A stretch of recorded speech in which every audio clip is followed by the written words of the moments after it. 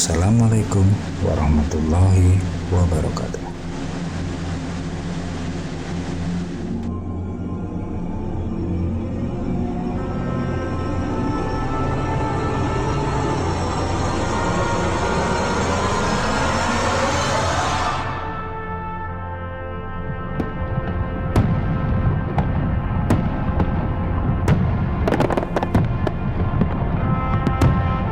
Pada kesempatan kali ini, kami akan menceritakan sebuah kisah teladan dari Nabi Khidir alaihissalam.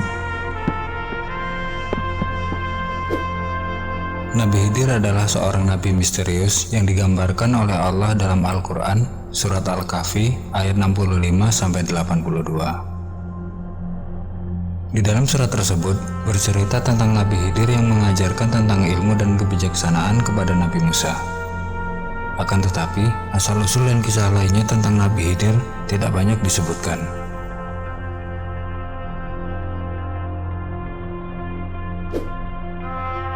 Dalam buku yang berjudul Mystical Dimension of Islam, Mary Seymour menyebutkan bahwa Nabi Khidir dianggap sebagai salah satu dari 4 nabi yang masih hidup atau abadi.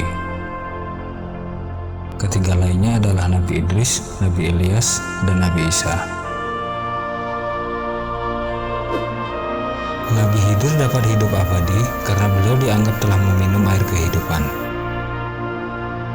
Dalam kisah literatur Islam, Nabi Khidir menyandang bermacam-macam sebutan, nama, dan julukan.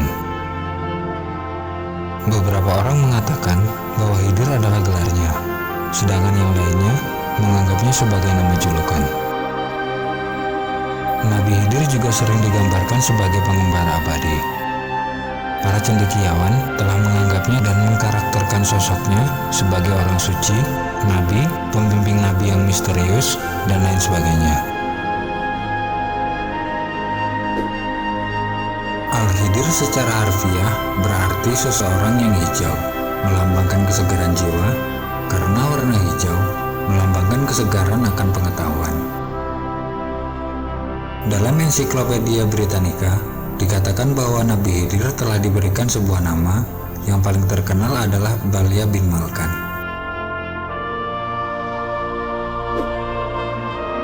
Nabi Khidir adalah sepupu dari Nabi Zulkarnain atau Raja Zulkarnain dari pihak ibu. Menurut Ibnu Abbas, Nabi Khidir adalah seorang anak cucu Nabi Adam yang taat beribadah kepada Allah dan ditangguhkan ajalnya. Ibunya berasal dari Romawi, sedangkan ayahnya keturunan bangsa Parsi. Kemudian Mahmud Al-Alusi menambahkan bahwa ia tidak membenarkan semua pendapat mengenai riwayat asal-usul Nabi Khidir. Akan tetapi Imam Nawawi mengatakan bahwa beliau adalah seorang putra raja.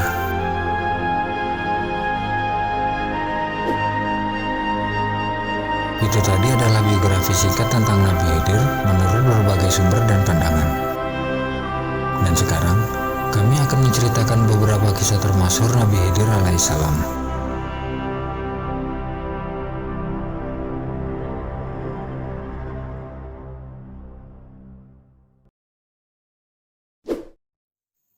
Air kehidupan. Cerita ini mengisahkan asal-usul mengapa Nabi Khidir dapat hidup abadi sampai hari kiamat nanti. Cerita ini terjadi sekitar pada tahun 322 sebelum Masehi. Suatu ketika, Raja Iskandar Zulkarnain berjalan di atas bumi menuju ke tepi bumi. Allah Subhanahu wa Ta'ala mewakilkan seorang malaikat yang bernama Rafael untuk mendampingi Raja Iskandar Zulkarnain.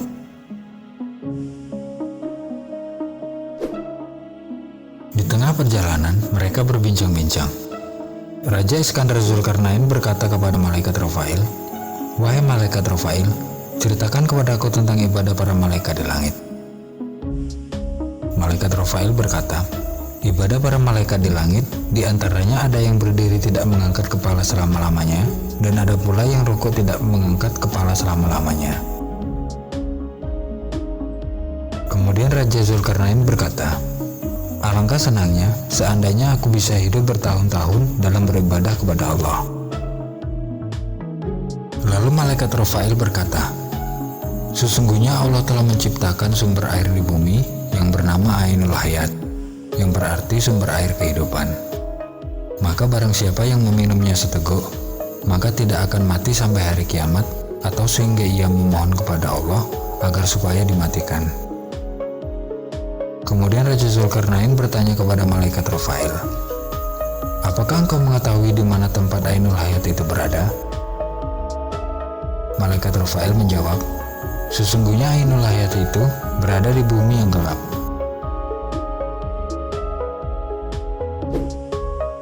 Setelah sang raja mendengar keterangan dari malaikat Rufail tentang Ainul Hayat, maka sang raja segera mengumpulkan para alim ulama pada zaman itu, dan sang raja bertanya kepada mereka tentang keberadaan Ainul Hayat itu. Tetapi mereka menjawab, "Kami tidak pernah tahu kabar keberadaannya." Namun salah seorang yang alim di antara mereka menjawab, "Sesungguhnya aku pernah membaca di dalam wasiat Nabi Adam alaihissalam, beliau berkata bahwa sesungguhnya Allah meletakkan Ainul Hayat itu di bumi yang gelap." "Di manakah tempat bumi gelap itu?" tanya sang raja. Seorang yang alim itu menjawab, "Di tempat keluarnya matahari."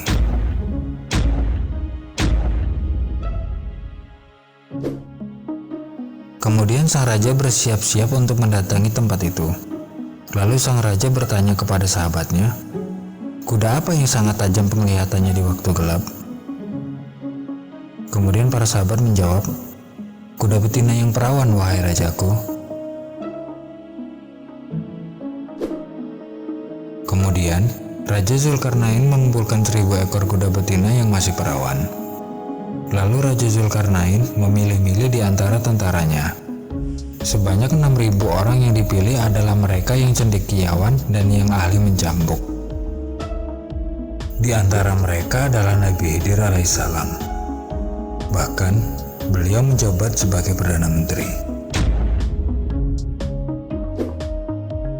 Kemudian berjalanlah mereka, dan Nabi Khidir alaihissalam berjalan di depan memimpin pasukan. Mereka menjumpai dalam perjalanan bahwa tempat keluarnya matahari itu tepat pada arah kiblat. Mereka tidak pernah berhenti menempuh perjalanan dalam waktu 12 tahun, sehingga sampai di tepi bumi yang gelap itu. Ternyata gelapnya itu memancar seperti asap, bukan seperti waktu gelapnya malam. Kemudian salah seorang yang sangat cendekiawan mencegah Raja Zulkarnain untuk masuk ke tempat yang gelap itu bersama tentara-tentaranya.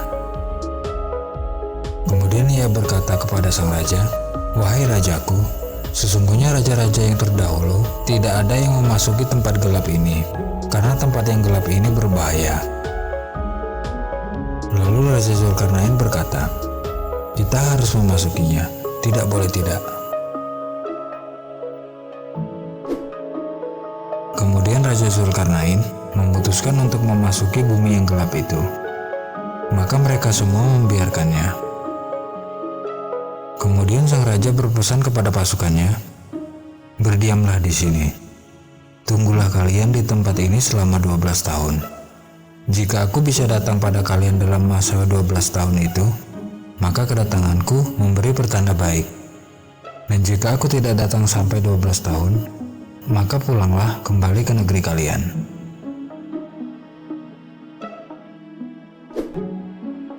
Kemudian Raja Zulkarnain bertanya kepada malaikat Rufail, "Apabila kita melewati tempat yang gelap ini, apakah kita dapat melihat kawan-kawan kita?" "Tidak, mereka tidak bisa kelihatan," jawab malaikat Rufail.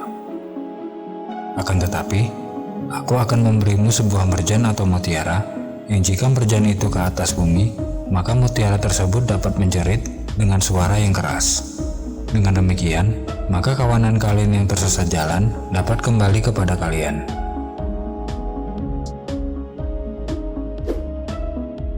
Kemudian Raja Zulkarnain memasuki tempat yang gelap itu bersama sekelompok pasukannya.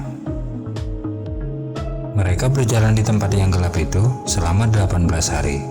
Tidak pernah melihat matahari dan bulan, tidak pernah melihat malam dan siang, dan tidak pernah melihat burung dan binatang liar. Sedangkan Raja Zulkarnain berjalan di dalam kegelapan itu didampingi oleh Nabi Khidir alaihissalam.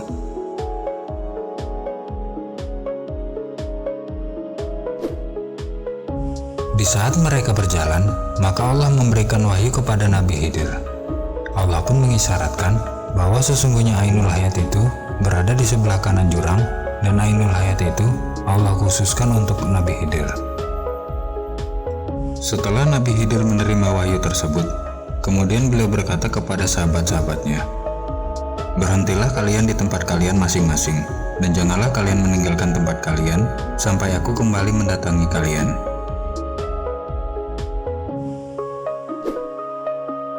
Kemudian beliau berjalan menuju ke sebelah kanan jurang. Maka didapati oleh beliau sebuah Ainul Hayat yang dicari itu. Kemudian Nabi Khidir alaihissalam turun dari kudanya, dan beliau langsung melepas pakaiannya dan turun ke Ainul Hayat tersebut. Lalu beliau mandi dan minum di sumber air kehidupan itu. Maka dirasakan oleh beliau, airnya lebih manis daripada madu. Setelah beliau mandi dan minum di Ainul Hayat tersebut, kemudian beliau keluar dari tempat Ainul Hayat itu dan menjumpai Raja Zulkarnain. Akan tetapi, sang raja tidak mengetahui apa-apa yang sedang terjadi pada Nabi Khidir alaihissalam yang telah melihat Ainul Hayat dan mandi di dalamnya.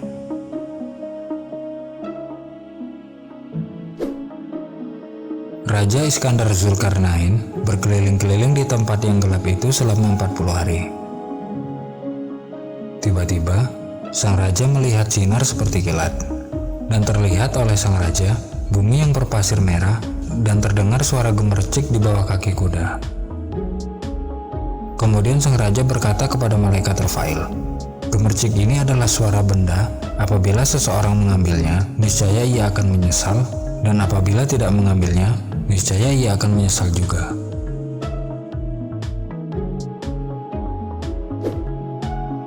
Kemudian, di antara pasukan ada yang membawanya, namun sedikit. Setelah mereka keluar dari tempat yang gelap itu, ternyata bahwa benda tersebut adalah bebatuan mulia, yaitu yakut yang berwarna merah dan zamrud yang berwarna hijau. Maka menyesallah para pasukan yang mengambil itu, karena mengambilnya hanya sedikit. Akan tetapi para pasukan yang tidak mengambilnya merasa lebih menyesal. Diriwayatkan oleh As-Salabi dari Imam Ali radhiyallahu anhu.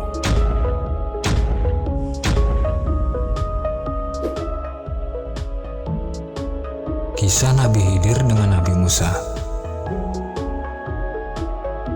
Cerita ini adalah cerita paling terkenal yang menjelaskan keberadaan Nabi Khidir.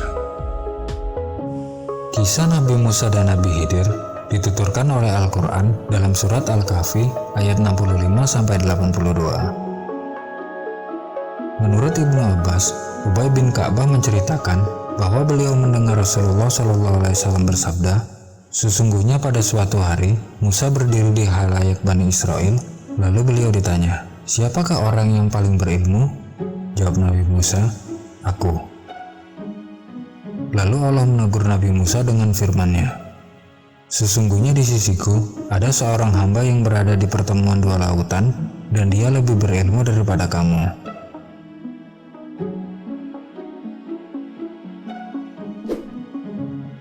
Lantas Musa pun bertanya, 'Wahai Tuanku, di manakah aku dapat menemuinya?' Allah pun berfirman, 'Bawalah bersama-sama kamu seekor ikan di dalam sangkar, dan sekiranya ikan tersebut hilang, disitulah kamu akan bertemu dengan hambaku itu.'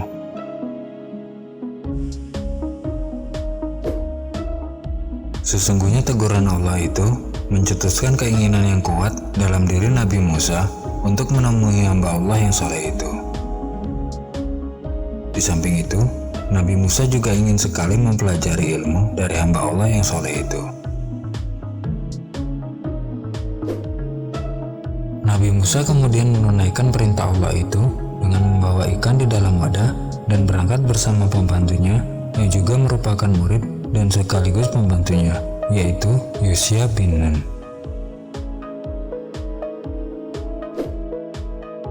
Mereka berdua akhirnya sampai di sebuah batu dan memutuskan untuk beristirahat sejenak karena telah menempuh perjalanan yang cukup jauh. Ikan yang mereka bawa di dalam wadah itu tiba-tiba meronta-ronta dan selanjutnya terjatuh ke dalam air. Allah membuatkan aliran air untuk memudahkan ikan tersebut sampai ke laut. Yosya terheran-heran memperhatikan kebesaran Allah ketika menghidupkan ikan yang semula telah mati itu.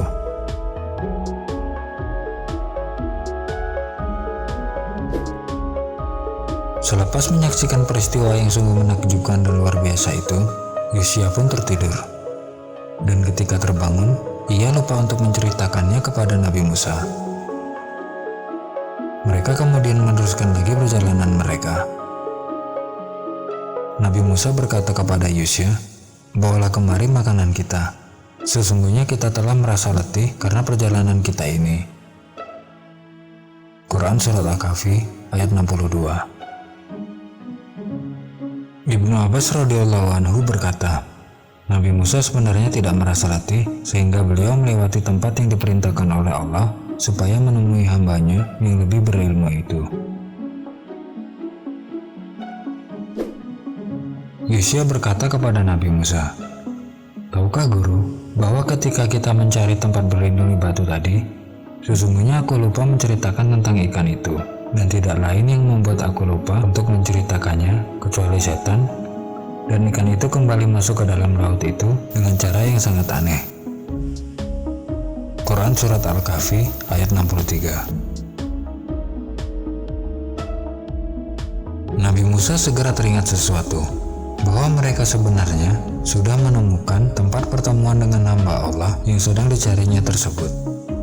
Dan akhirnya mereka berdua berbalik arah untuk kembali ke tempat tersebut, yaitu di batu yang menjadi tempat persinggahan mereka sebelumnya, yaitu tempat bertemunya dua buah lautan. Musa berkata, "Itulah tempat yang kita cari." Lalu keduanya kembali mengikuti jejak mereka semula. Quran Surat Al-Kahfi ayat 64. Terdapat banyak pendapat tentang tempat pertemuan Nabi Musa dengan Nabi Khidir, tetapi hanya Allah lah yang sebenarnya mengetahui di mana tempat persisnya mereka bertemu. Setibanya mereka di tempat yang dituju, mereka melihat seorang hamba Allah yang berjubah putih bersih. Nabi Musa pun mengucapkan salam kepadanya. Nabi Khidir pun menjawab salamnya dan bertanya, "Dari mana datangnya kesejahteraan di bumi yang tidak mempunyai kesejahteraan? Siapakah kamu?" Nabi Musa menjawab, "Aku adalah Musa." Nabi Khidir bertanya lagi, "Musa dari Bani Israel?" Nabi Musa menjawab, "Iya, aku datang menemui Tuhan supaya Tuhan dapat mengajarkan sebagian ilmu dan kebijaksanaan yang telah diajarkan kepada Tuhan."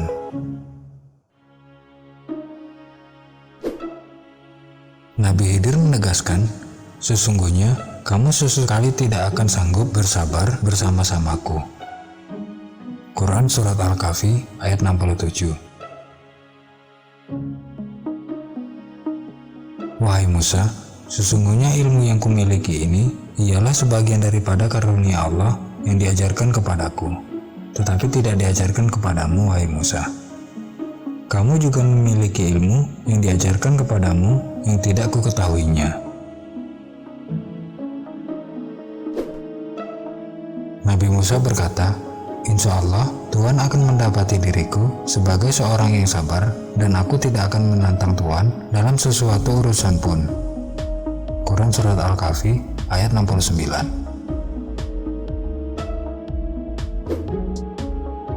Dia Nabi Khidir selanjutnya mengingatkan, "Jika kamu mengikutiku, maka janganlah kamu menanyakan kepadaku tentang sesuatu pun sehingga aku sendiri menerangkannya kepadamu." Quran Surat Al-Kahfi ayat 70.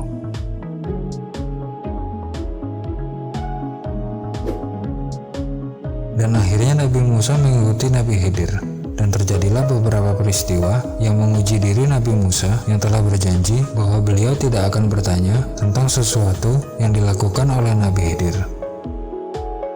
Setiap tindakan Nabi Khidir itu dianggap aneh dan membuat Nabi Musa merasa heran.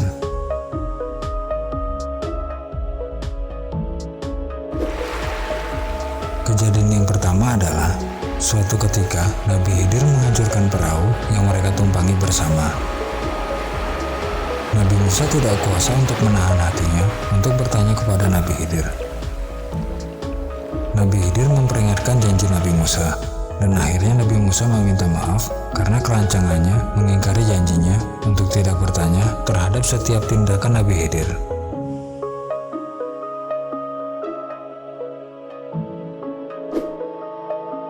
Selanjutnya, setelah mereka sampai di suatu daratan, Nabi Khidir membunuh seorang anak yang sedang bermain dengan kawan-kawannya.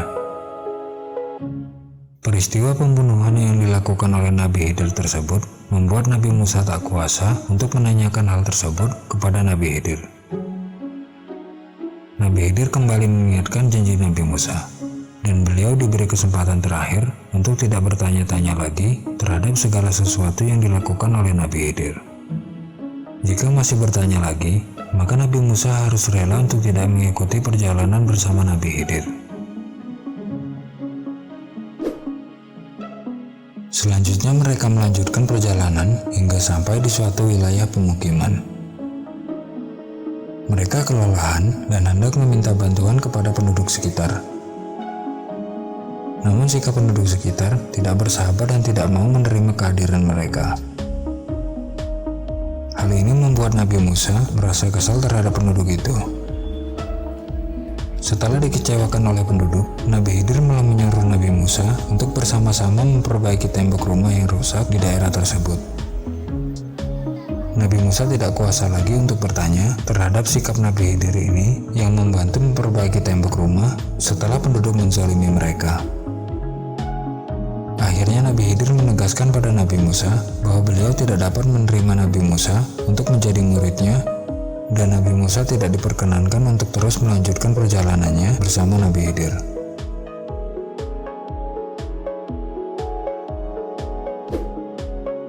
Selanjutnya Nabi Khidir menjelaskan mengapa beliau melakukan hal-hal yang membuat Nabi Musa bertanya.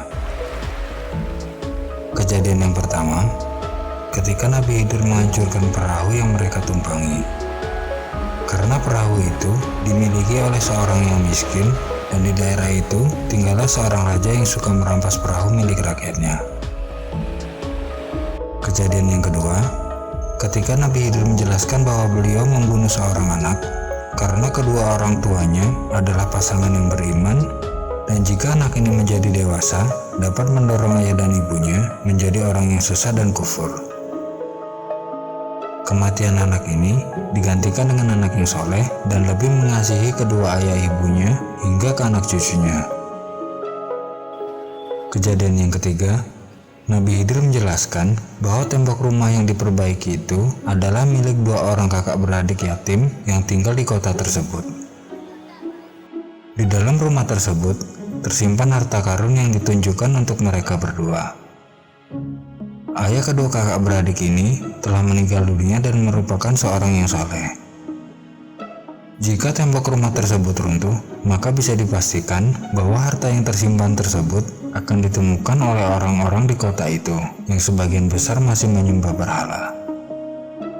Sedangkan kedua kakak beradik tersebut masih cukup kecil untuk dapat mengelola peninggalan harta ayahnya. Sebagian ahli meyakini bahwa tempat tersebut berada di negeri Antakya, Turki.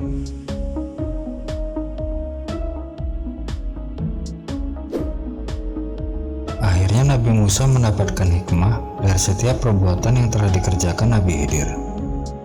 Akhirnya Nabi Musa mulai menyadari dan bersyukur karena telah dipertemukan oleh Allah dengan seorang hamba Allah yang soleh yang dapat mengajarkan kepadanya ilmu yang tidak dapat dituntut atau dipelajari, yaitu ilmu laduni. Ilmu ini diberikan oleh Allah kepada siapa saja yang dikehendakinya. Nabi Khidir yang saat itu bertindak sebagai seorang guru banyak memberikan nasihat dan menyampaikan ilmu seperti yang diminta oleh Nabi Musa. Dan Nabi Musa menerima nasihat tersebut dengan penuh rasa gembira.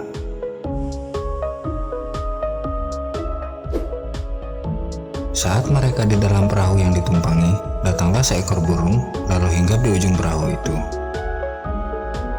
Burung itu meneguk air dengan paruhnya. Lalu Nabi Khidir berkata, ilmuku dan ilmumu tidak berbanding dengan ilmu Allah. Ilmu Allah tidak akan pernah berkurang seperti air laut ini karena diteguk sedikit airnya oleh burung ini.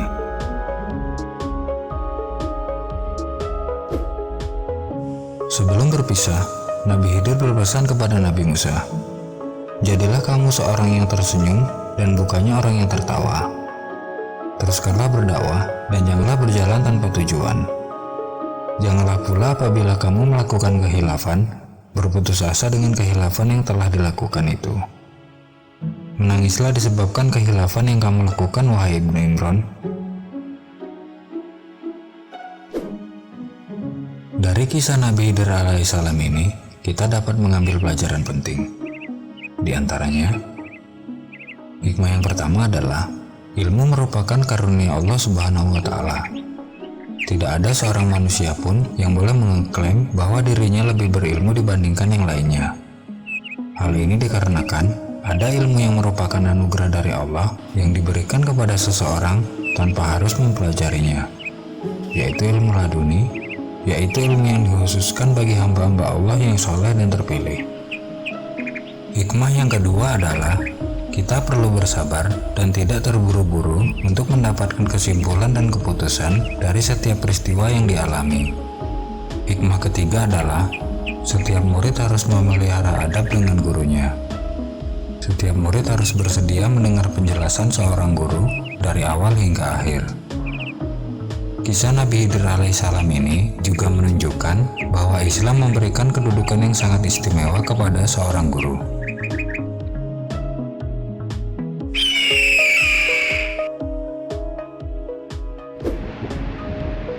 Mencari Nabi Khidir.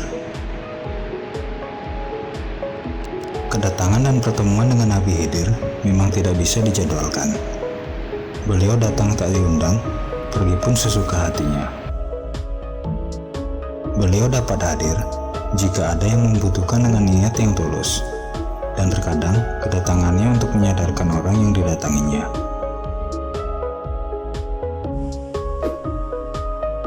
Nabi Khidir seringkali diibaratkan seperti harta terpendam yang banyak diburu oleh banyak orang dengan berbagai macam keperluan dan keinginan. Seperti yang dialami oleh 3 bersaudara yaitu Ubay, Ammar, dan Hafid. Yang ketiganya merupakan dari keluarga miskin. Tekad mereka adalah ingin bertemu dengan Nabi Khidir alaihissalam. Tujuannya tidak lain dan tidak bukan meminta Nabi Khidir mendoakan mereka agar mereka dapat hidup layak. Suatu ketika, ketiga bersaudara ini mendatangi Masjidil Haram, sebab pada hari Haji Akbar, Nabi Khidir diyakini berada di sana. Setiap orang yang berada di sana, mereka jabat tangannya satu persatu, karena menurut keyakinan, jempol tangan Nabi Khidir itu empuk seperti kapas.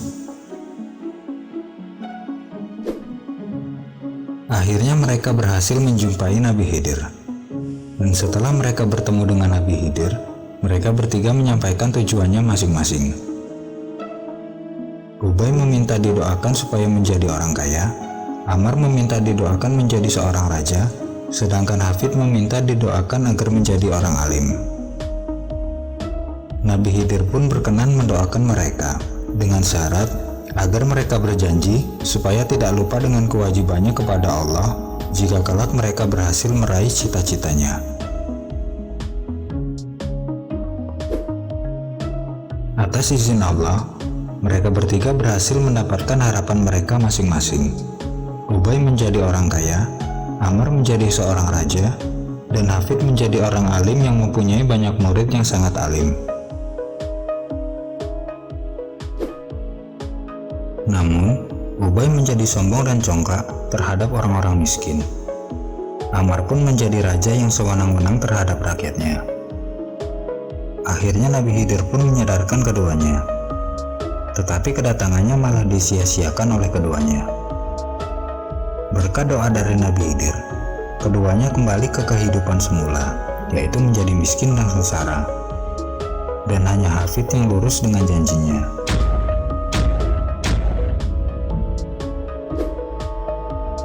Cerita Nabi Khidir ini dapat kita jadikan bahan renungan di dalam realita kehidupan. Sosok wali atau orang yang berkaromah terkadang hanya dimanfaatkan untuk kepentingan duniawi.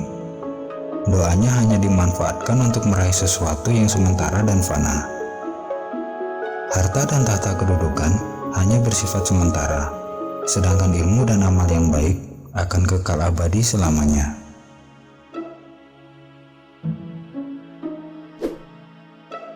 Memang benar bahwa Nabi Khidir adalah seorang nabi yang masih hidup sampai sekarang. Hal ini terbukti dari salah satu hadis yang diriwayatkan Imam Ibnu Abbas yang menjelaskan bahwa Nabi Khidir dan Nabi Ilyas punya agenda khusus setiap tahun sampai kelak datangnya hari kiamat. Ada 4 nabi yang masih hidup sampai sekarang. 2 berada di bumi, yaitu Nabi Khidir dan Nabi Ilyas, dan 2 lagi berada di langit, yaitu Nabi Isa dan Nabi Idris. Banyak ahli yang meyakini bahwa Nabi Khidir masih hidup dan saat ini berusia lebih dari 6.000 tahun. Kalaulah memang sampai saat ini Nabi Khidir dinyatakan masih hidup, kapankah beliau akan meninggal dunia? Menurut keterangan dari Imam Al-Yafi'i menyebutkan bahwa Nabi Khidir meminta kepada Allah agar dijemput ajalnya setelah Al-Quran telah sirna dari dunia ini. Wallahu a'lam bishawab.